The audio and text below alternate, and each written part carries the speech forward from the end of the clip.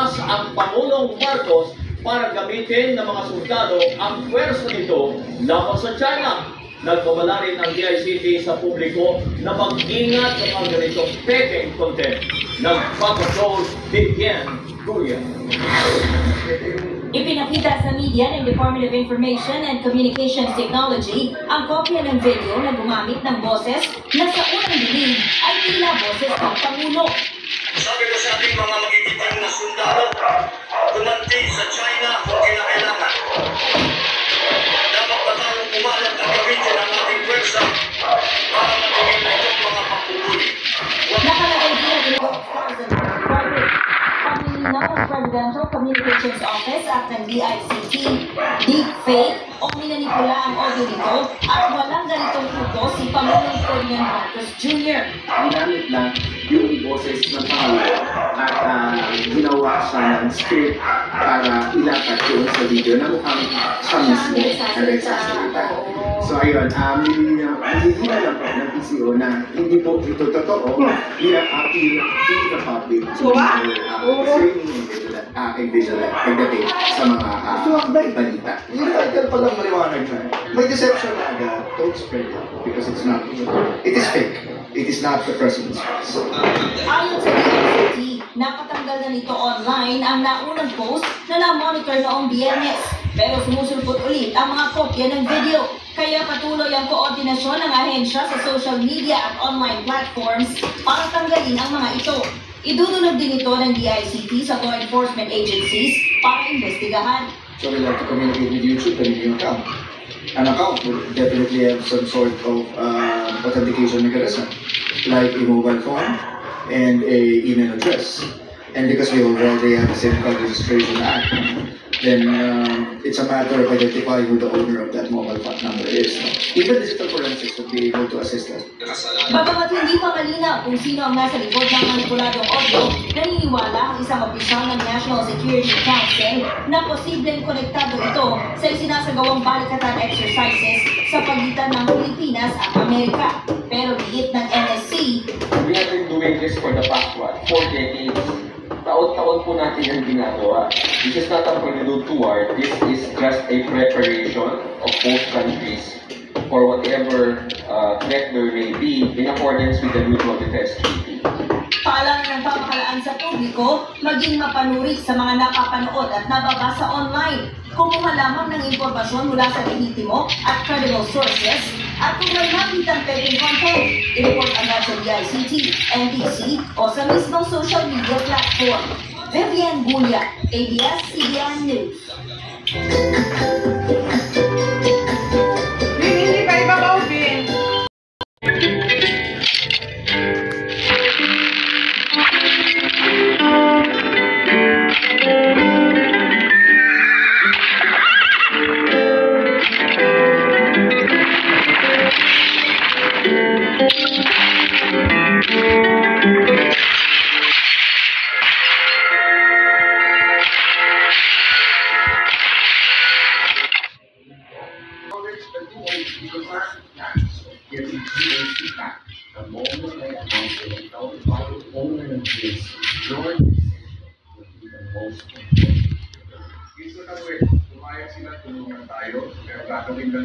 If she agrees to Mary's plea.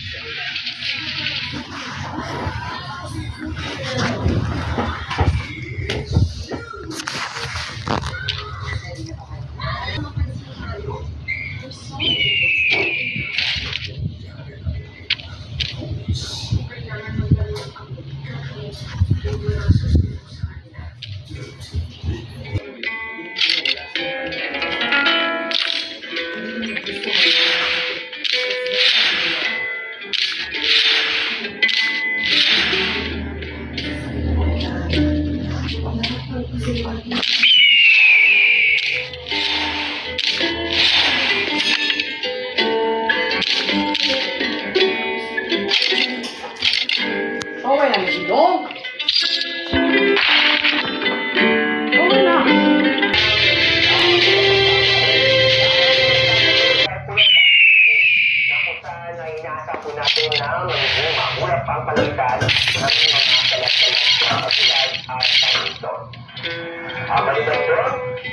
sa itong Cagayan de Oro City at yung report sa Zamboanga City. Sa susunod tatlong araw, magpapatuloy na magiging maganda at maliwal sa panahon, maliban na po sa mga isolated na pag-ulan. At pag-usapan natin itong forecast, maximum temperature. Alright. Inaasahan po natin na abot ng 34 hanggang 35 degrees Celsius. Sa Metro Davao ay abot ng 33 hanggang 34 degrees Celsius. Kapag na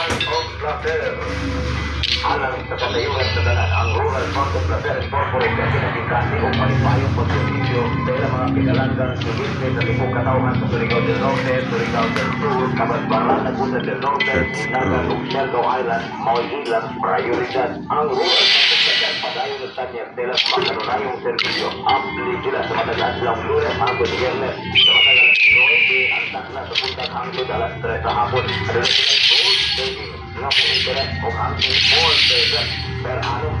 Doon nila yung konsulta. Lato sa 3% sa adlaw na depositor. Kung katumbot magproseso sa ilang reload, sila nang itaasa ng kantidad sa DepEd salary loan hanggang sa 214,000 pesos na pwedeng bayad ang sulod sa 5 katuig. Susunod sa ilang mga branches o kontakta ang inyong mga account officers para sa sugang detalye. Dagang salamat, Rural Fund of Placer Incorporated. Gracias por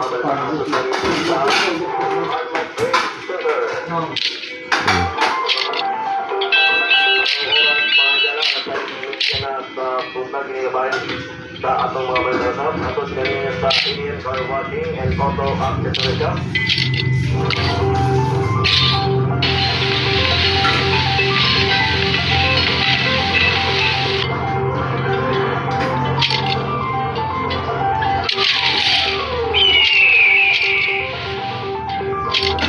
Panalo sa atong mga palda. Yan sa airport bank kapulisan, tunay na titok sa mga operatiba. Dito na sa Claver Municipal Police Station, hindi nagtuhan sa mga individual. Tungod kini sa paglapas sa Republic Act number N591 on illegal possession of firearms. Pagtungkol sa mga operatiba, kaya mo sa mga barangay ng Caron, tungkol sa Claver, Surigao del Norte. Sa report sa Claver Municipal Police Station, mga karismatikigas sa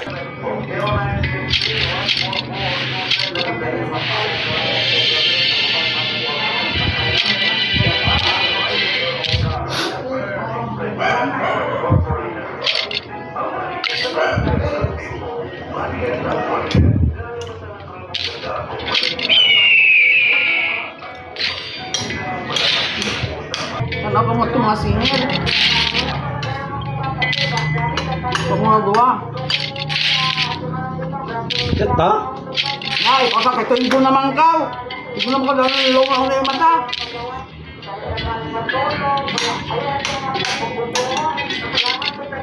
Tinote tayo. Ano kumagat mga iwanan ng mga idenday?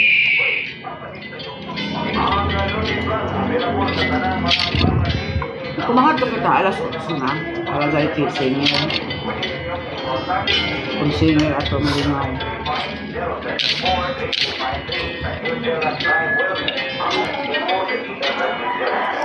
Ibalik ko yung usap lang mo. Kaya doon ka na dito para sa Malibang. Ano na si Pasil ko? Bagpuan na.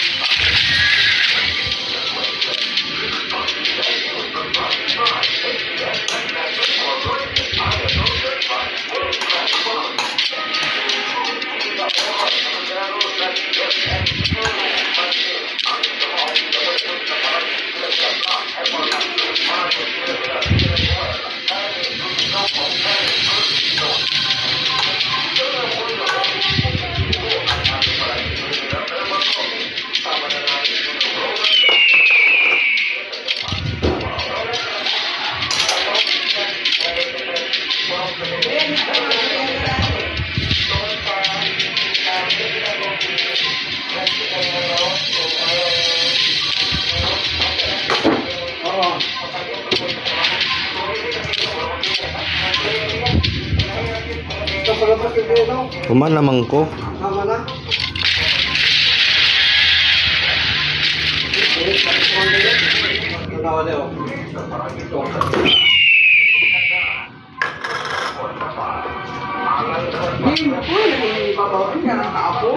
Oh, yan. Apo na. Hindi ka mugasan sila, tanggalon?